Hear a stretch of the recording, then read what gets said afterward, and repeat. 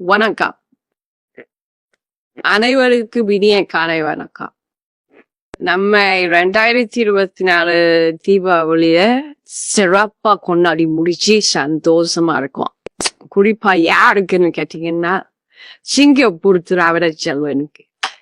ஆமா, டிஎம்எஸ் ரசிகர், பண்பாளர், அருமையான, அதாவது டிஎம்எஸ்க்கு ரசிகர்னா வெறியர்னா இருக்கணும். ஆமா, அப்படிப்பட்டவர். அவருக்கு அவருடைய முன்னோர்கள் இக்கூலையை வாழ்ந்து மறைந்த முன்னோர்கள் அவருக்கு வாழ்த்து செய்து அனுப்பியிருக்காங்க. ஆமா, அது கொஞ்சம் அப்படியே சேட்டலைட்டுக்கு வர்றதுக்கு டிலே. சொர்க்கத்துல இருந்து சேட்டலைட்டுக்கு வந்து அங்கிருந்து நம்மளுக்கு கிடைச்சிருக்கு. அது யாருக்கு அனுப்பியிருக்காங்க அப்படின்னு கேட்டா திராவிட செல்வன் சாருடைய முன்னோர்கள். அதை நான் படிக்கிறேன் அவங்க பெயர்களை. அதாவது பரதேசி முகலியார், பொன்னம்மாள், இது வந்து அவருக்கு தாத்தா பாட்டி. ஆமா, அவர்கள் வந்து வாழ்த்து செய்தி அனுப்பி இருக்கிறாங்க.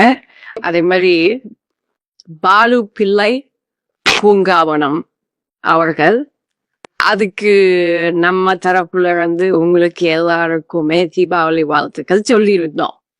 இதுவும் தாத்தா பாட்டி. ஆமா, சரி. அது மட்டுமல்ல, திராவிட செல்வன் சாருடைய அப்பா அம்மா, அதாவது பி மாரிமுத்து முதலியார் அண்ட் பாப்பு என்ற கண்ணம்மா, இது அவருடைய அப்பா அம்மா, அவர்கள் அனுப்பியிருக்காங்க. அது மட்டுமல்ல, சிதம்பரத்தில் வாழ்ந்து மறைந்த துரைராஜன், இது அவருக்கு மாமா. அதே போல சிதம்பரத்திலே வாழ்ந்து மறைந்த செல்வநாதன், அவரும் திராவிட செல்வனுடைய மாமா.